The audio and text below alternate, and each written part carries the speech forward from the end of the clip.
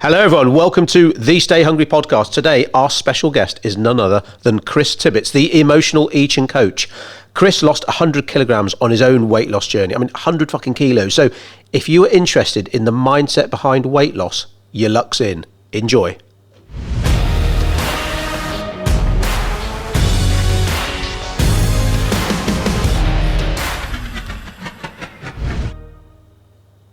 Hello Chris, thank you for being here.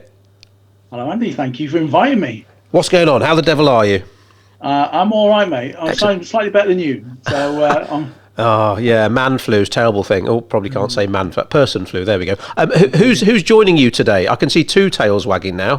There's four of them around me. I've got, Idris is lying there in the background. And then I think Willow's I move that way. Willow's on the chair. Oh, so Idris, is that after Idris Elba or just a good Welsh name? No, Idris Elba. He's black and handsome.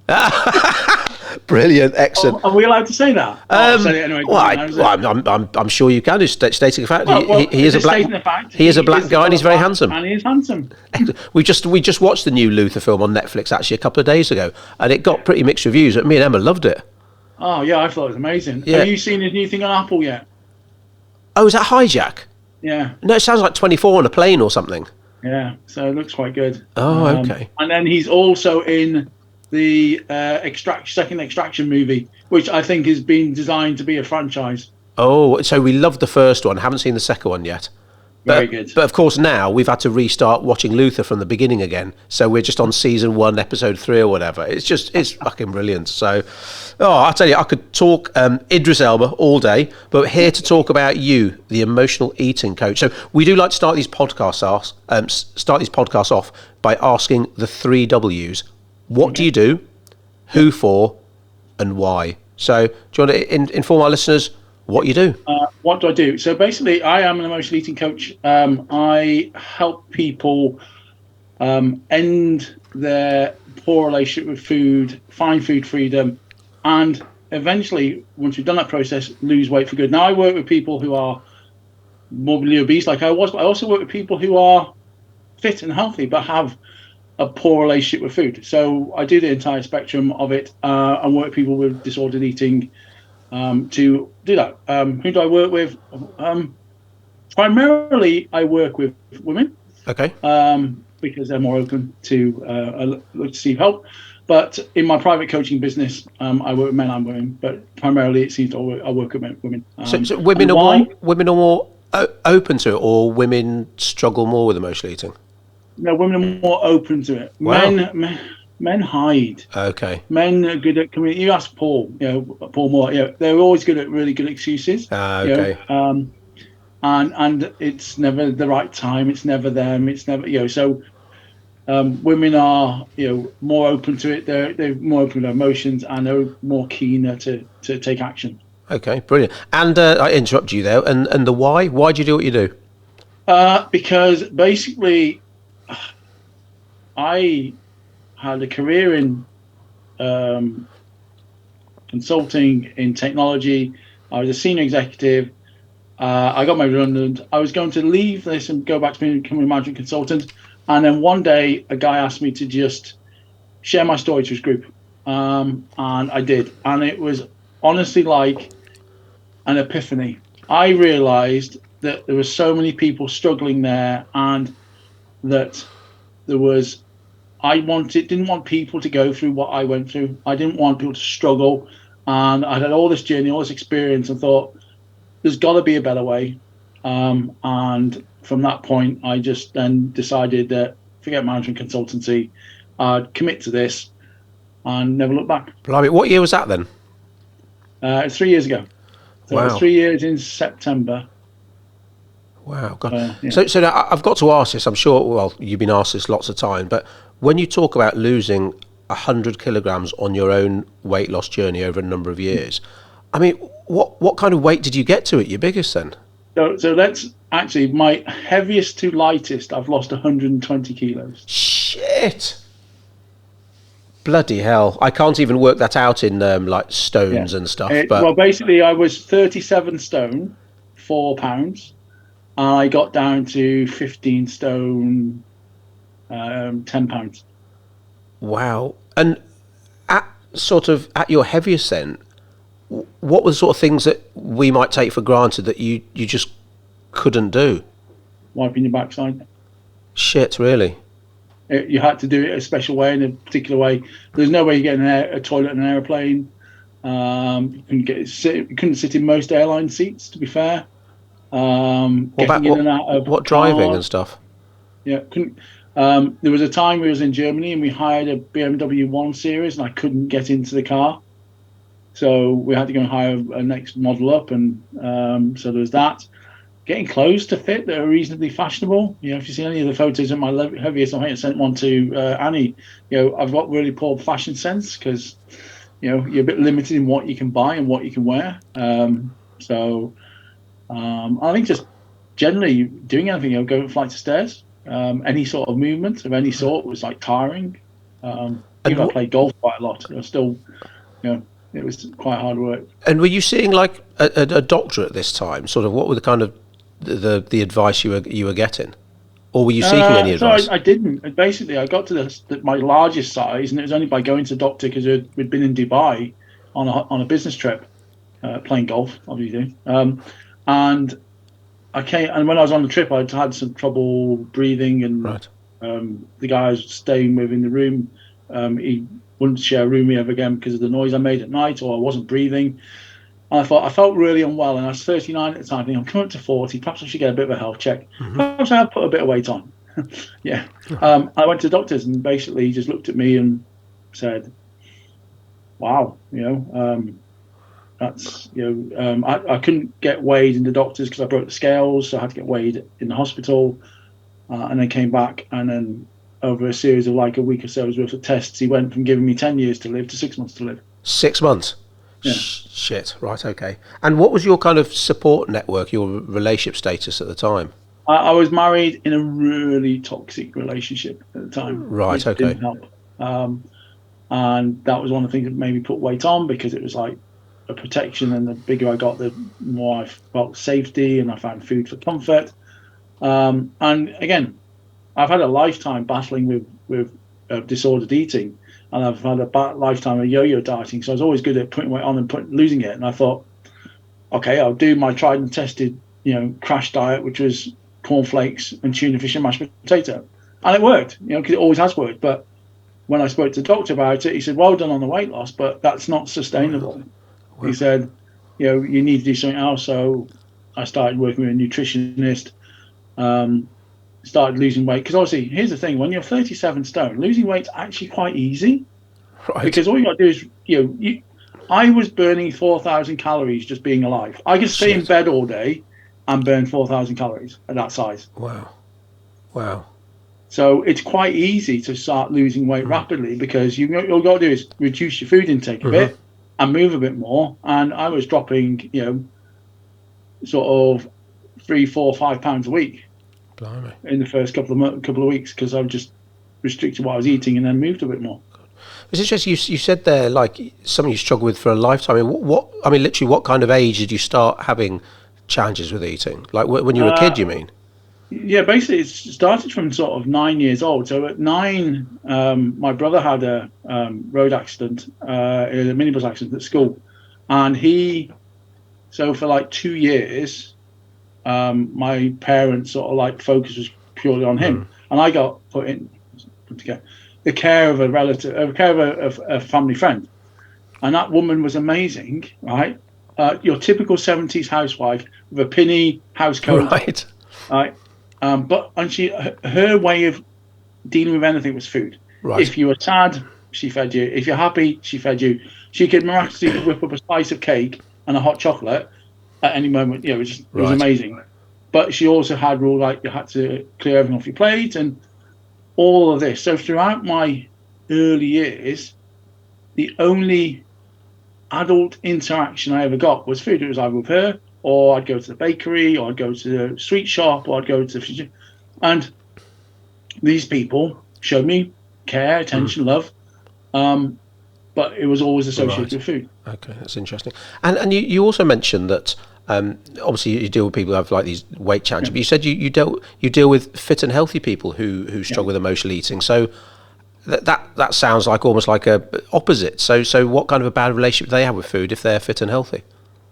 Basically, they still binge, but they overexercise. They're very, very active, but they've got a poor relationship with food. They've normally been dieting and exercising all their life, and they're sort of like demonizing food. So they still binge eat, but then they'll punish themselves in the gym, or they'll punish themselves, in doing long walks, or they're constantly on a diet.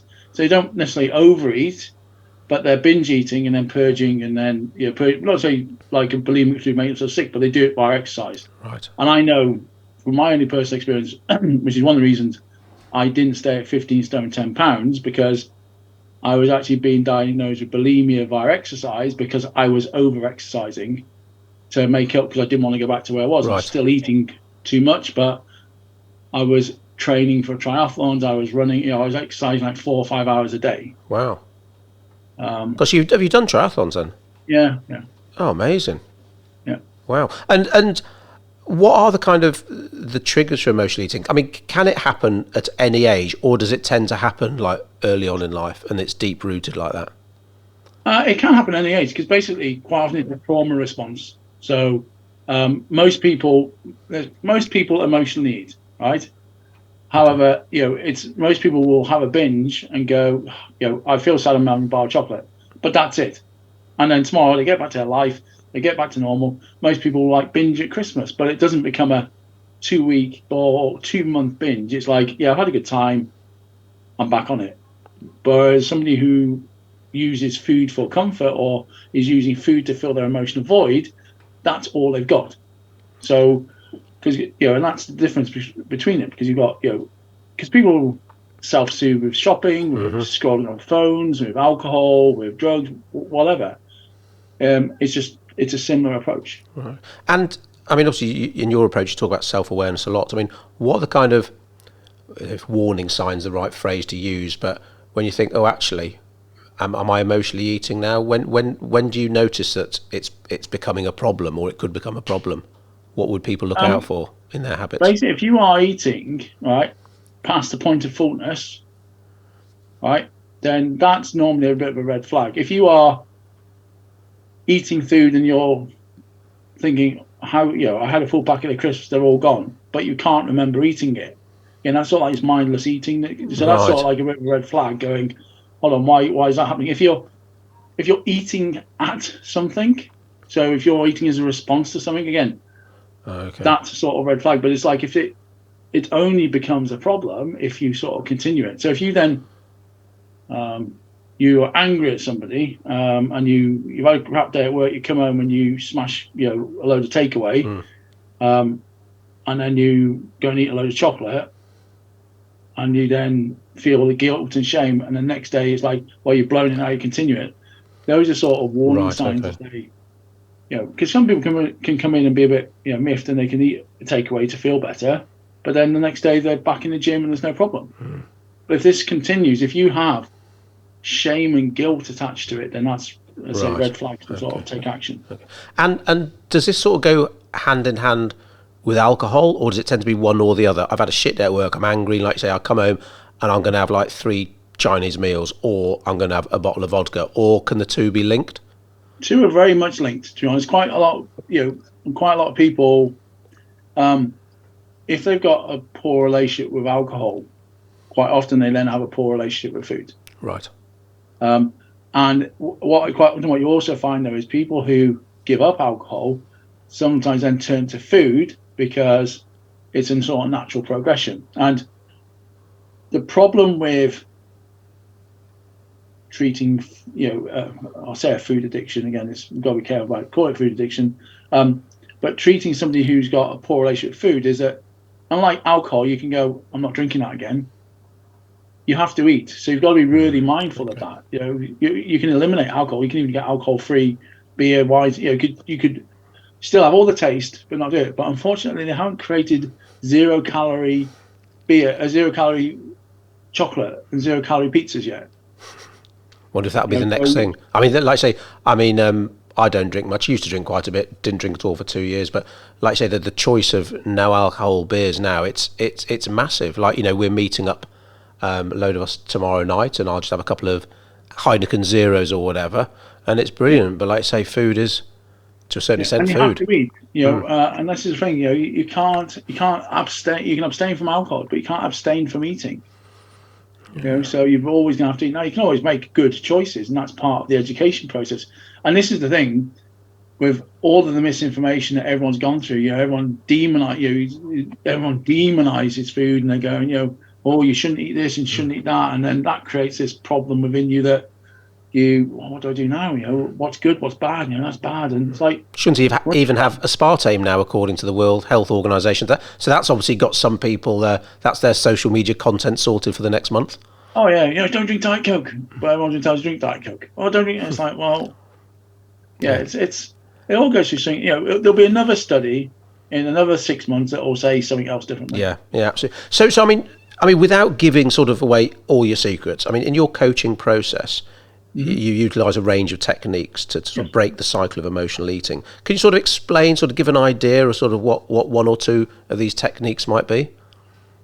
So there's a couple of really interesting ones at work, and the one I love to get people to do is, quite often people say, "Oh, you need to sort of dismiss urges, you need to banish them." Well, I prefer the approach of surfing an urge, because the more you get to understand things, the more you get to understand yourself, the more you can deal with it. So, like, the technique of urge surfing is just like sitting with that discomfort for a bit, treating it a bit like a wave, because you have a wave will sort of peak and then it'll dip down, and it'll peter out.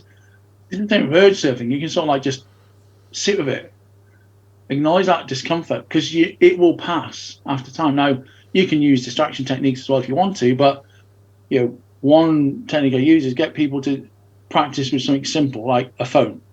So if you put your phone in front of you and set a timer for 20 minutes and just sit and watch it, and you can have messages. You can't touch your phone for 20 minutes. Right.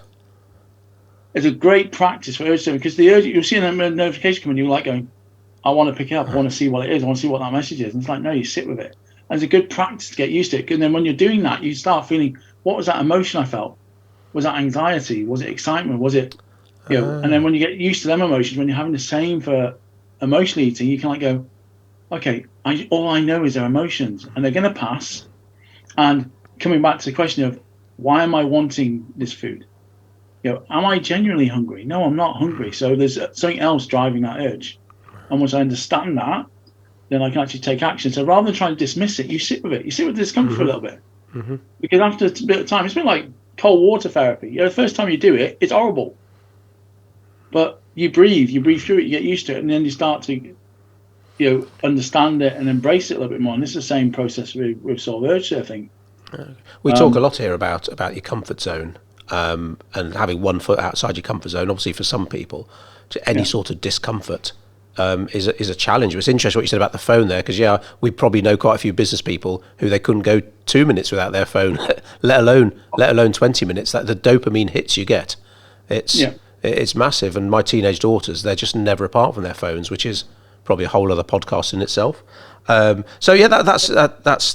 That's really interesting. And do you think this subject, maybe just here in the UK, do you think emotional eating is getting better, it's getting worse, and either or, what are the contributing factors to that? I think it's definitely getting worse. Can we just blame social media? Is that the cause of everything? I could blame the credit crunch. I could blame the supermarkets. I definitely blame the big food companies. And this is great, because you're in marketing, aren't you? You're a marketing, aren't you? Yeah, absolutely.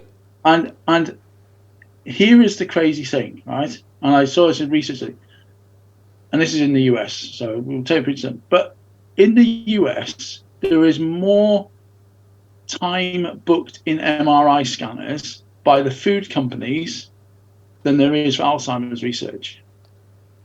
Because they are wanting to see how, when people eat this food, how it lights up the brain. Is it hitting the right receptors? Is it doing this? And I'm thinking, that's crazy. And on the flip side, when you look at marketing, it's always like, or look at all the vegan food that is made to produce to look like meat. But it's like, you would never eat it. It's all ultra high processed food, but which is very addictive and very sort of unhealthy.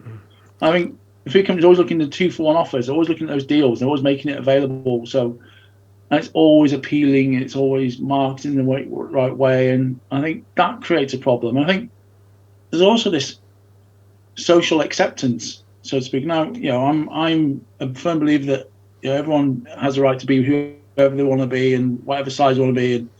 But on the flip side of that, there's like a sort of danger in the fact that everyone seems to want this quick fix. We look at jabs on the NHS.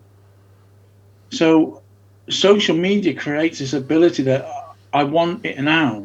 But if you think about it, if somebody is, 5, 6, 7, 10 stone overweight, they didn't get that weight overnight, but they want to be slim. They want to lose weight without the work. Everyone seems to take, accepts no responsibility for it themselves. Everything has to be quick and easy. One of the things I say to all my clients, is, you need to stop telling yourself the story you're powerless over food. Because nobody sits there and force feeds you. Nobody puts a gun to your head to put that food in your mouth. And I can say this from a position that I used to be that person telling me that story. So I've got every right to say that to somebody, because you're not. If you say you're powerless over food, you're giving away any chance you've got of making change. Yeah, lack of responsibility seems to be right. Make a choice. Yeah, absolutely. I mean, I was going to actually sort of ask a bit about body positivity, because obviously it's great to be happy in your body, no matter what that sort of looks like. But when it starts affecting your health, I mean, do you have any views on that? Because obviously it's a massive thing on social media now, isn't it? And advertising in general, to be honest. Yeah. Well, yeah, and I think we should always ensure people are trying to better themselves. And for me, I would say it's got to be a choice, right? But you've also got to think about the consequences of your actions. So I know I'm a little bit heavier now because I was ill last year, and I've been ill, and I've been on these drugs, and they've affected my health. But I know that for me to help myself, losing a bit more weight again now is going to help me, because it's going to. I'm 51. All of those markers are not good now. If I've been my previous self at 50, made 51, but I'm grateful for the changes I've made. But you've really got to focus on having that right mindset. Now, not everyone needs to be six-packed. Not everyone, but you need to be fit. You need to make sure that you're not a burden to society. And that might sound a bit harsh, but we need to be looking after ourselves. And if the pandemic taught us anything, it's like, we've got to take responsibility for ourselves. We've got to really sort of like say, right, I've got to protect myself. And that can, don't get me wrong, I'm not a believer in BMI, because it's a false measurement. Because when I was playing rugby, I was like 17 and a half stone. I was fit as anything, but as far as the doctor said, you're obese. Right. Okay. Most professional rugby players are obese, according to the BMI index. Yep. But mad, isn't it? They're not. I remember my mother-in-law, she's I think 88 now, so it's probably about 5 years ago she tore her Achilles, so not what you want to be doing at any age, let alone in your 80s. And she was in hospital, and this doctor, never forget, said to her that things are really busy at the moment. This was pre-pandemic, but he said the sad fact is a lot of people are in here because of lifestyle choices, and obviously that doesn't just mean eating, smoking, drinking, all lots of factors, but it's like their own choice, so it's their responsibility. But that's quite hard, I think, for a lot of people to accept that they can have control over this. Yeah, because you'll hear it saying that, won't you? That come back to food companies. Convenience foods are so much cheaper than fresh foods, and it's expensive to feed a family, and I'm sorry, and this may cause a lot of offence to some people, but I don't believe that, because as long as you can cook. So long as you can get there are lots of options available to get the right meat, the right vegetables. It needs a bit of work. That's all. It's not as easy as going, there's loads of chicken nuggets, and it's £1 for a bag, and there's a bag of oven chips, and there's another £1. There's £2. I fed my family of 4 for £2. But is that really got them fed them properly? What's nutritional value? No, it's not, and it's not teaching the next generation about food. I mean, often it's not money, is it? It's like you say, it's effort, and I think sometimes you can't appreciate how any sort of effort is just too much for some people, unfortunately. Yeah, and so it's amazing when people talk about money as well, especially around food, especially if somebody's a binge eater, a emotional eater. Firstly, they're all liars. Right. I like to Okay. say that because I was, because they lie, right? Go on. Because they eat in secret. They never tell the truth about what they eat. They buy stuff without people knowing. So they lie. Because it's because you're being secretive about it. You're buying food.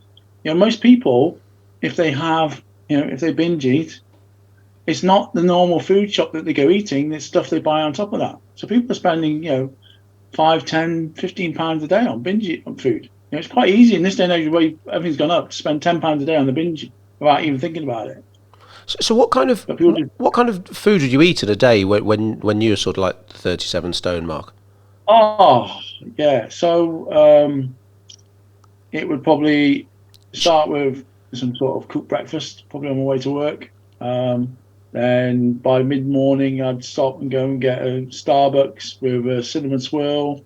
My first lunch would probably be a meal deal. First lunch? Supermarket. Yeah, first lunch. Yeah, right. First lunch. Right, okay. And then later on, I had something a bit hotter, so I'd go and get, because I used to work in the city at the time, so I'd go and get maybe like a burger or KFC for my second lunch. And then on the way home, probably grab, have a couple of pints and grab something, to eat there, and then eat when I got home. So that'd be, I could easily,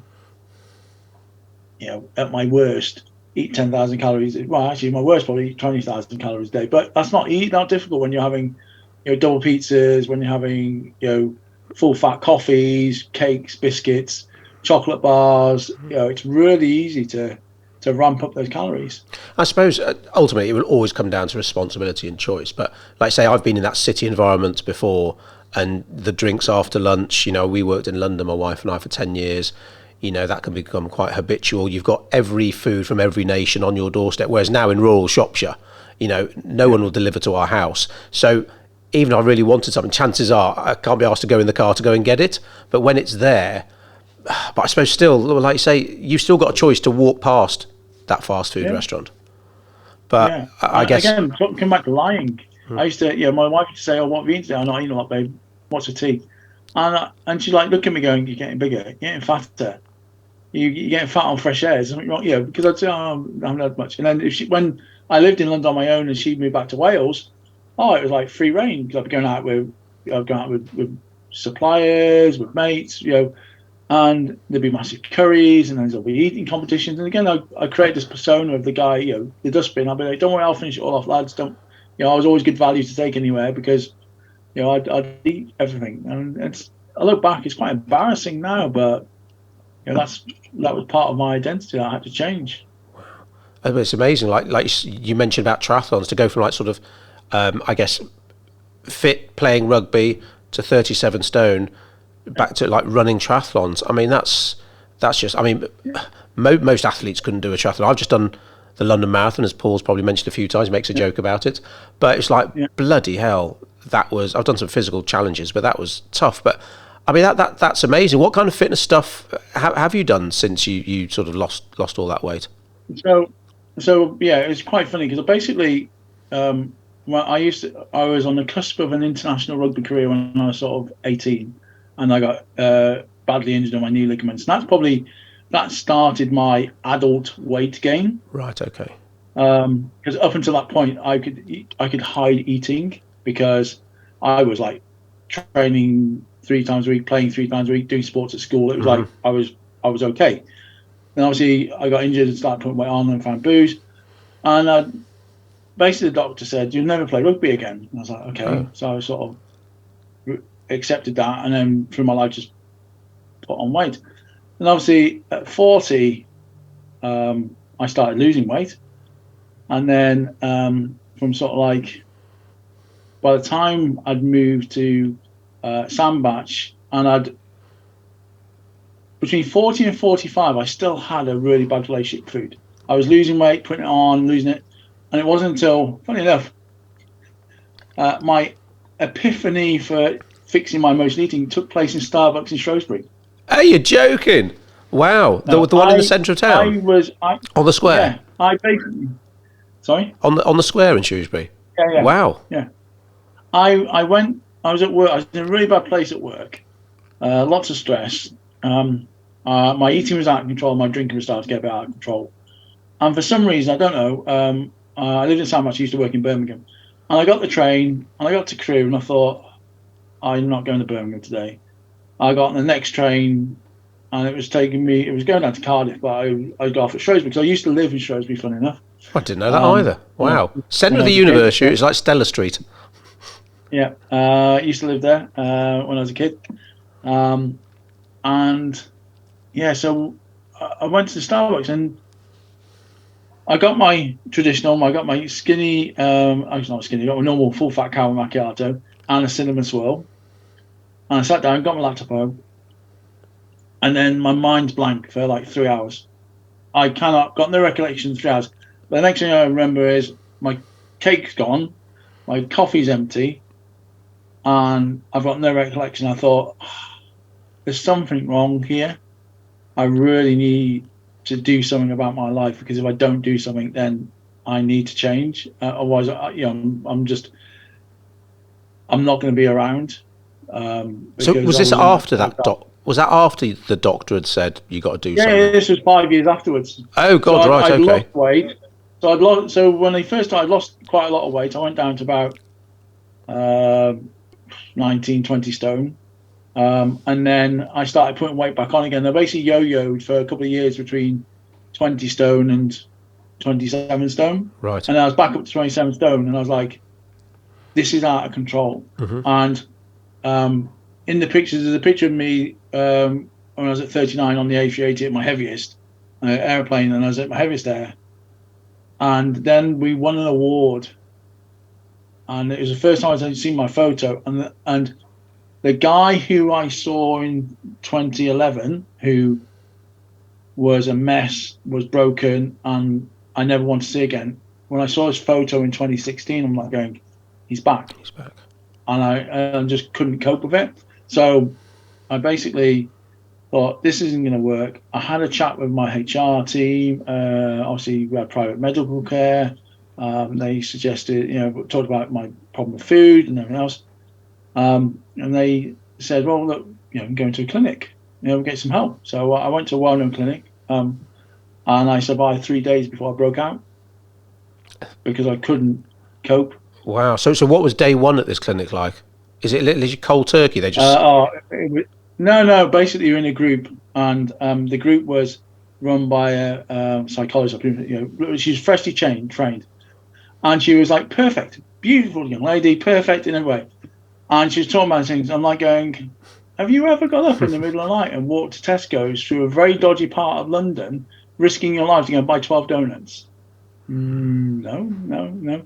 And was, this isn't about me, this is about you. I was like, but you actually understand? It's not whether I understand or not. This is a safe environment. I was like, so I basically lost my shit. Right, okay. No, carry on. After that. I've dropped the F-bomb in the first sentence. Mental.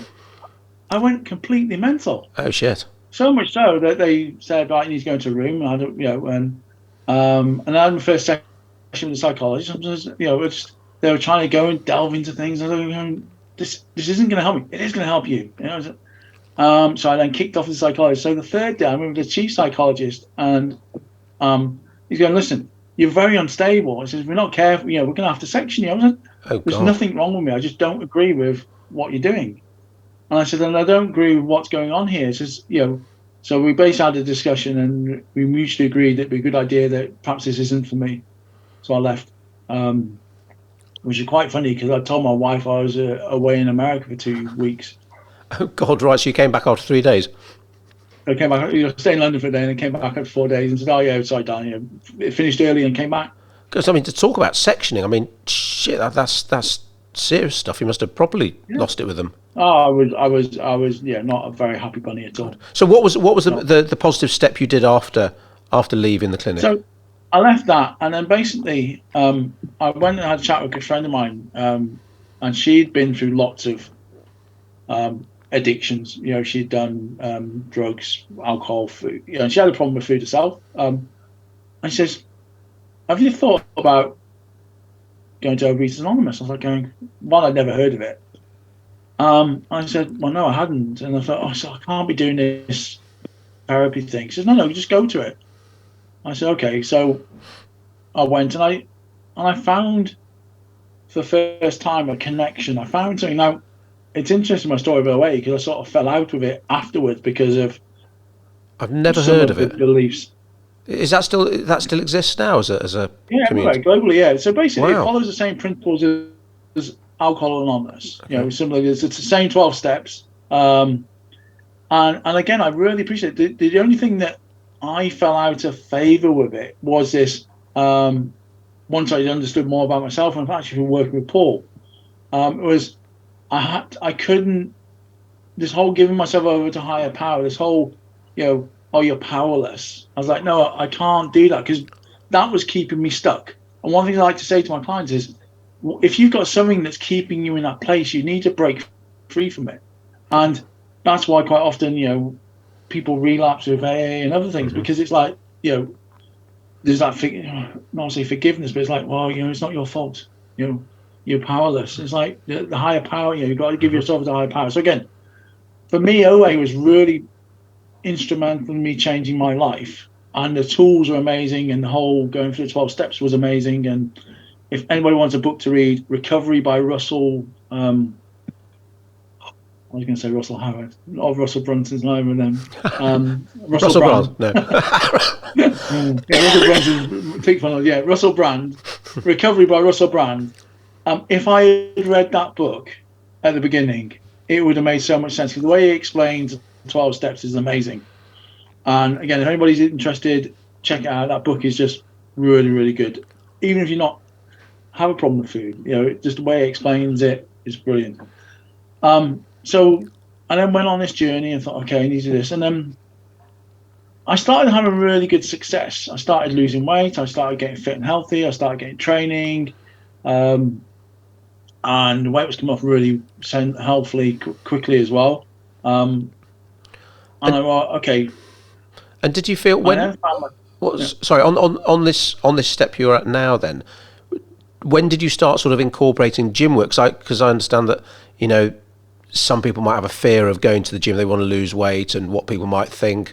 Did you incorporate that quite early on? Yeah, so the first couple of months all I did was walk. So for the first couple of months, I basically said, right, I'm going to do 10,000 steps a day. And each week I increased it by 1,000. So at the end of the 10 weeks, I was doing 20,000 steps a day, sorry. Shit. And that was, honestly, the weight just melted off me.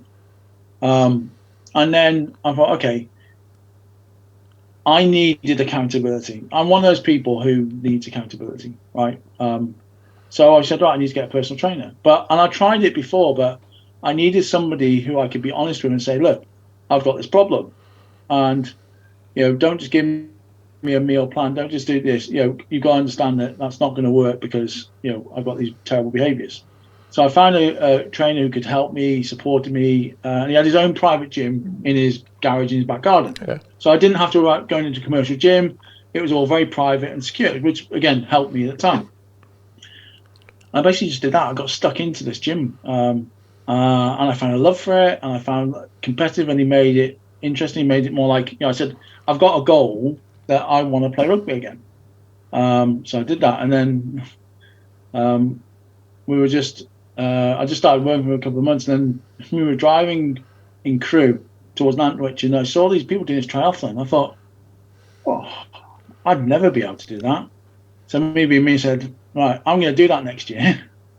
Wow, so you gave yourself a year. So I went back to a trainer and says, I'm doing a triathlon in a year's time. He went, okay. So basically the following year I then entered my first triathlon. That's amazing. That's amazing. And you cycled at all in your sort of earlier life? Really. Swam? I hate running, right? I'm a rubbish swimmer. I'm okay at cycling. Yes. Why I picked to do a triathlon, I have no idea. A duathlon appeals to me, but swimming, I've just, I can swim, but bloody hell, a couple of lengths and it's like, right, I want to go and sit in the spa pool now. When I did it, it was so funny. My father-in-law, God rest his soul, they came to the pool and were watching me, right? And my wife tells me, I said, you started watching me, she says, he's sinking. He's not going anywhere. I was basically swimming, but wasn't getting anywhere. And he goes, Carmen, I can't watch because I'm going to go and wait outside. And I managed to find my rhythm. I started moving, but she says, you were just like bobbing along the pool. She says, you weren't going anywhere because I was like just struggling to get into my rhythm. But I'm terrible at swimming. It's just like something like open water swimming would be almost like my worst nightmare. Like, swimming pool I could probably handle, but like one of our friends, she swam Bala Lake, I think. My only ever Olympic distance triathlon. Oh, Bala. My only ever Olympic distance triathlon was in Bala, and that was horrible. Oh, no. And I'm doing it. Again, I keep saying I'm going to do another triathlon. I don't know if I'll do another one, but that's amazing. So you did your first triathlon, and how much before when you had your epiphany, when you were presenting these people about your about what had happened to you, and you realised this is what you wanted to do with your life. So where are we now in your life? You've done the triathlon. 5 years afterwards. Okay. So I had a 5-year recovery journey, I would say, to get to where I was. And in that 5 years, I went from being very big again. I lost loads of weight. I did a triathlon. I did 2 Tough Mudders. Started playing rugby again for the vets, and I started playing competitively. Got promoted twice with that rugby team. Played a couple of second team games. So I went to a level where I would never have dreamt of myself going to. And doing things I never thought I'd be able to do, because I'd resigned myself to the fact that I was always going to be the guy who couldn't do this. And then since then, I've climbed Everest, climbed Ben Nevis. I've climbed Snowdon a couple of times. I live half an hour from Scafell. I've climbed Scafell Pike a couple of times. I've just done things that I'd never dreamed of doing in the past. That's amazing. And what would you say, apart from, I guess, seeking professional help, proper help, if someone's concerned about their eating, emotional eating, what would be those first few steps? Would the first step be, right, I need to find someone to support and advise me? Or would it be get your steps up? Anything? I mean, well, I guess it's the mindset, isn't it? If you're struggling to lose weight, right, and you've tried everything, a diet's not going to be an answer, because a diet's not going to help you, because you've got to think about your relationship with food. And quite often I work with my clients on something called the inner critic. And the inner critic is what drives is that voice in your head that goes, oh, it's okay, just have another biscuit. Oh, you deserved it, you've had a hard day. Or, are you going to give up now? You might as well binge. If you've got that sort of thing, it will be encouraging you to have a diet, because it knows if you go on a diet, you'll give up after a couple of weeks, and then it can just say, well, you're going to binge now, you might as well. So by dealing with that sort of inner critic and accepting it and silencing it, it's really important. So I think you've got to understand where you're at in the journey. If you've got a poor relationship with food, right, you need to fix that before you think about weight loss, because all you'll do is do this yo-yo diet cycle. And you'll restrict, you give up all these things, and then if you're saying that, oh, food's bad, this is good, that's another red flag, because it's like you're saying these things about your food, and it's like you're demonizing food, and it's like that's not to be demonized. So definitely listen to how you talk to yourself. Ask yourself, am I always eating to fullness? Am I eating past fullness? Do I even know when I'm hungry? Am I just eating for the sake of eating? And when you're understanding this, it's like, if I feel I have no control over food, then that's where you should seek some help for that. Okay. And did you have to, you mentioned in London that, you'd go drinking, and it was like, Chris will finish this meal off, that kind of. Did you find you had to change your social groups, or it's like, no, 100% my responsibility, so I can hang around with these same people, it's my choice whether I eat or not? Did you get out of that environment? Yeah, I basically stopped going to, I did change my environment. I changed who I hung around with. I stopped accepting as many invitations to go out to things. And I made this conscious choice that for 2 years, I was going to work on myself. That's it. I was going to work on myself. I was going to focus on my health and well-being, focus on who I wanted to be, work on my mindset, and realize that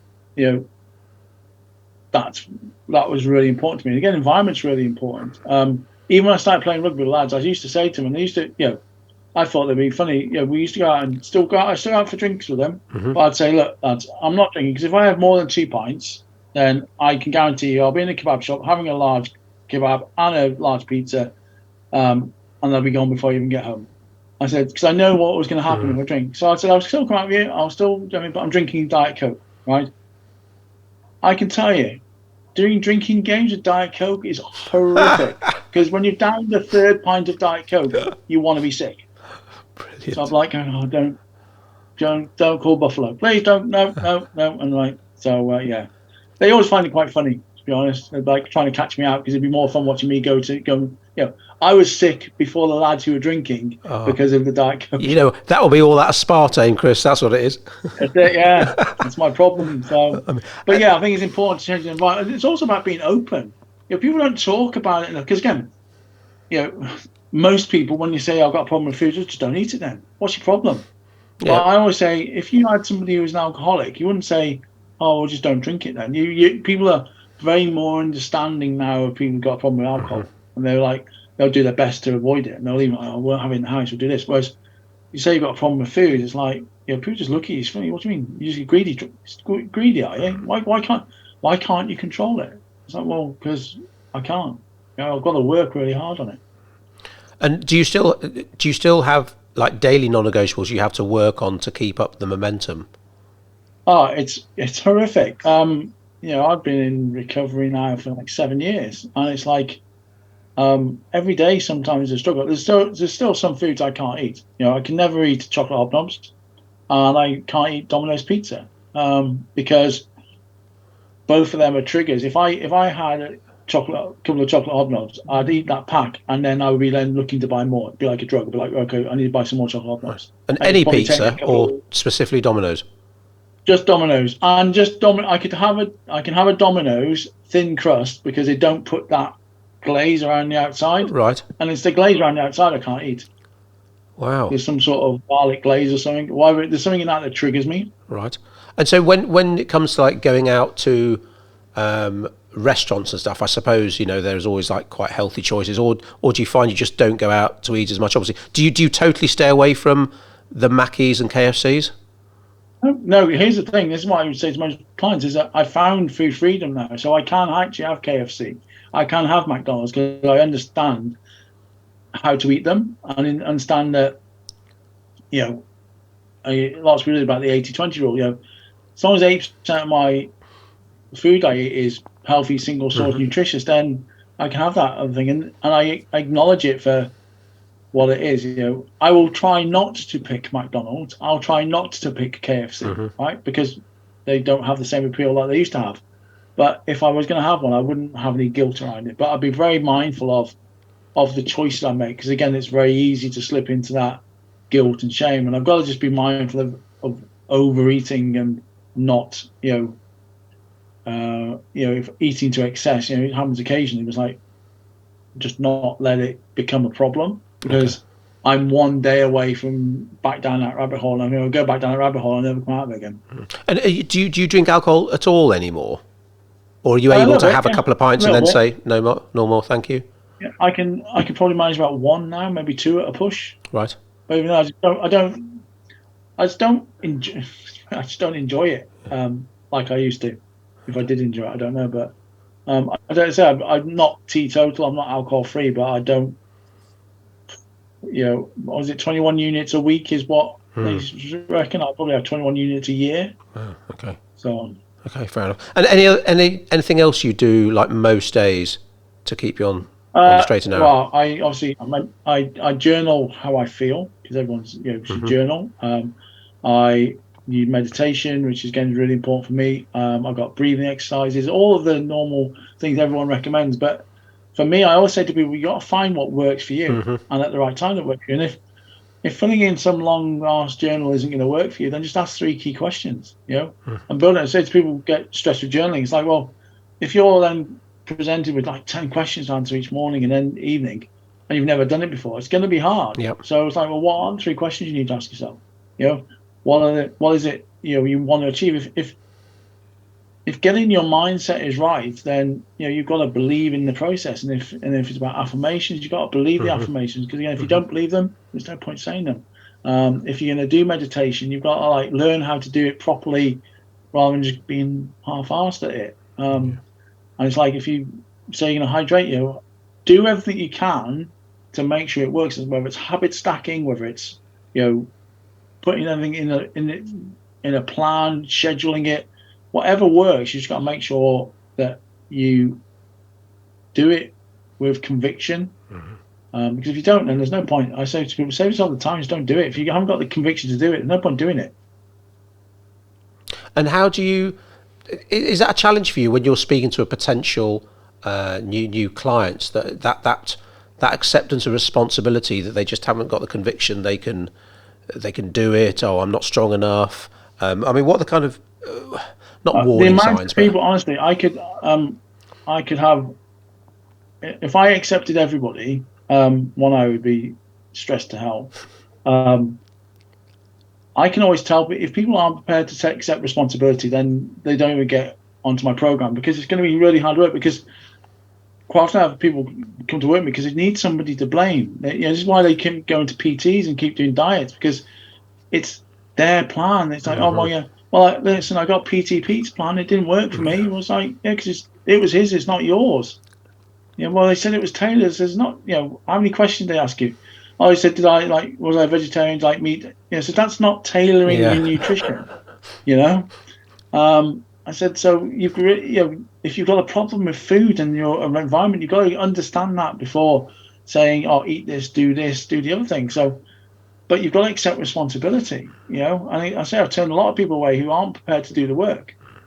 So what is that? So what is that first step to potentially working with you? You have some kind of call and you identify whether there is a good fit or not, and what happens from that point onwards? I offer every single person who works with me a 15 to 30 minute discovery call, because again, I'm not, it's an investment to work with me, because I commit one-to-one with people. And again, it's not therapy, this is coaching. So we'll work on some stuff deep, we'll work on the now.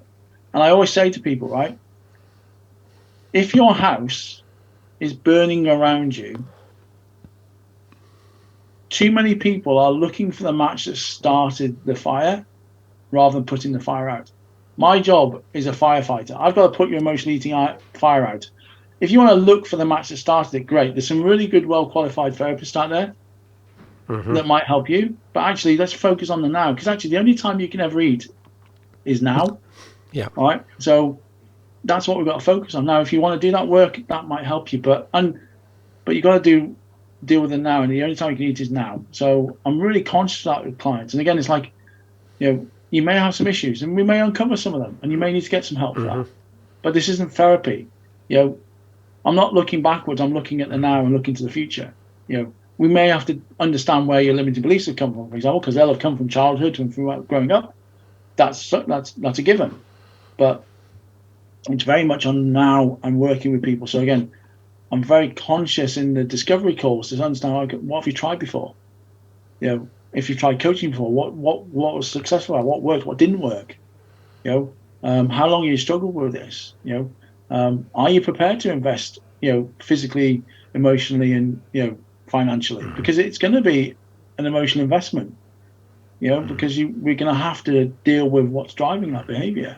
And again, it's intense. It's one-to-one. It's not. This isn't a group thing. You rock up and we'll sit around a room. I invest in my clients. That's why I screen them first to work with me. Yeah, absolutely. And like you say, it's an ongoing, lengthy process. The people wanting the quick fix. Like you said earlier, the weight gain didn't happen overnight. It's happened over time. So to sort that out, it's going to take time as well. So what does working with Chris Tibbetts look like then? Is it a program of a certain length?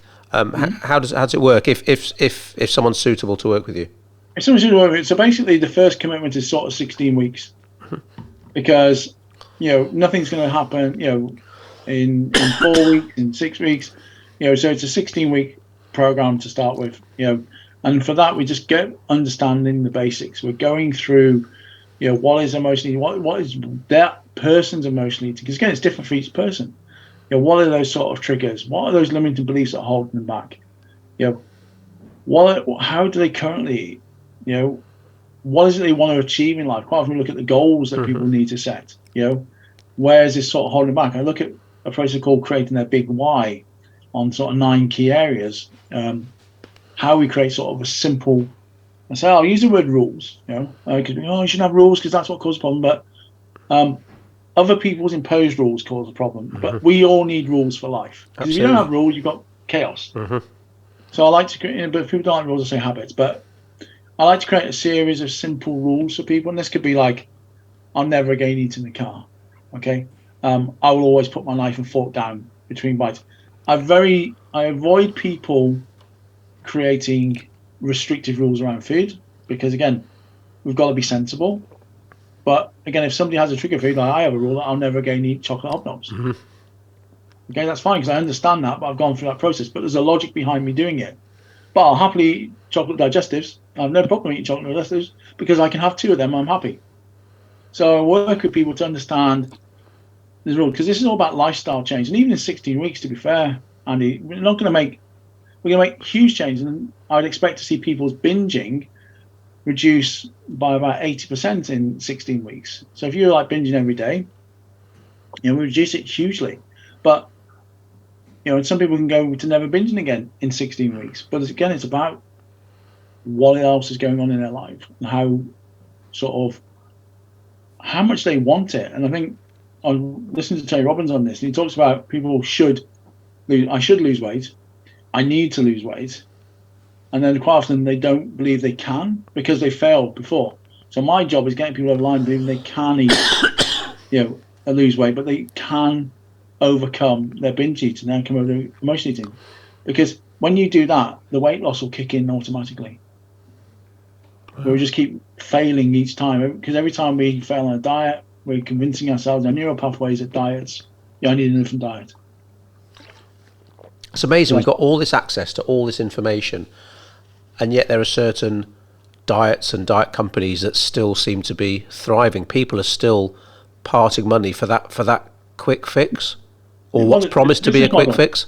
Yeah, I think Weight Watchers, the CFO said basically their business model is made on an 80% failure rate. Shit. So they expect 8% people will fail and keep coming back and keep coming back. Wow. The worst failure rate, I think it's quite embarrassing, quite difficult, is if you take gastric band surgery, an intrusive surgery on your body, the success rate is 60%. So basically, 4 out of 10 it fails. Wow. Which is horrible. Oh, excuse me, I did warn you, I've got a cold. You did. But do you know why that is? Because quite often, again, I can only come from working with clients in this. I've never had gastric band surgery. So again, I can only do from what's it. But a lot of people I've spoken to didn't have the necessary mindset work. They might talk to psychologists, but they don't work on the relationship. What's the relationship with food like? Why are they doing this? What's their emotional avoidance? What's the strict? All the stuff I work with clients fixes that problem. Wow. And I think that's probably another thing. It's like this Wegovy, these drugs. You can pay 200 quid and have it, but unless you're going to pay that for the rest of your life because you need it to stay slim, if you don't fix your relationship with food, all it is like it's a sticking plaster covering the problem. Wow, deep. So, great place to wrap this up. But of course, what's the best thing people can do to find out more about the Emotional Eating Coach? Where do they go? So basically, either to Instagram at Emotional Eating Coach UK, or my Facebook, which is at Emotional Eating Coach UK, or they can drop me an email at hello@emotionaleatingcoach.uk and set up a free discovery call, find out where they are, what they need to do, if my program's right for them, if we're fit for each other. Because again, this is an investment in time. Because if you're not fit, and I can't help you, what I can do is I can give you directions if somebody might be able to help you. I've also got a ton of free resources as well that people can use. That's amazing. Thank you for your time, but are you quickly up for a couple of quick fire questions? Go on in, yeah. Okay. What's your favourite film and why? See, I knew you were going to ask that. In Bruges. Oh, yes, okay. Colin Farrell and in Bruges.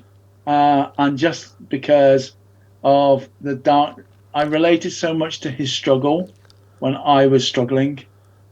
Wow. And it's something clicked when I remember watching it, and something clicked and I went, that's probably my favourite film. Nice. Because I connected with his character and the guilt he was carrying. Perfect. And favourite mistake? Favourite mistake?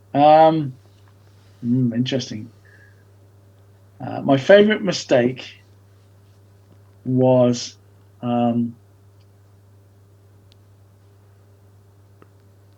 selling our house in Sandbach and moving to the lakes. Go on. Only because it was a great adventure, but it was like then trying to run an online business from a beautiful part of the world is great, but the internet's rubbish.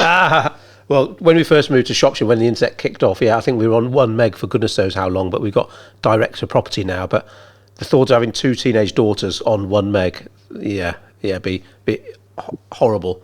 I did a Zoom one evening, and I had to tell the girls not to use the internet just in case, buffering and all that.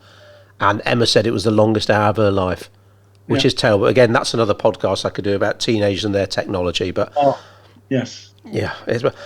Chris, it's been amazing speaking to you. Obviously, people know how to get hold of you now. Appreciate your time. Thank you very much. And I will speak to you soon. All right. Thank you. Nice one. Cheers, Chris.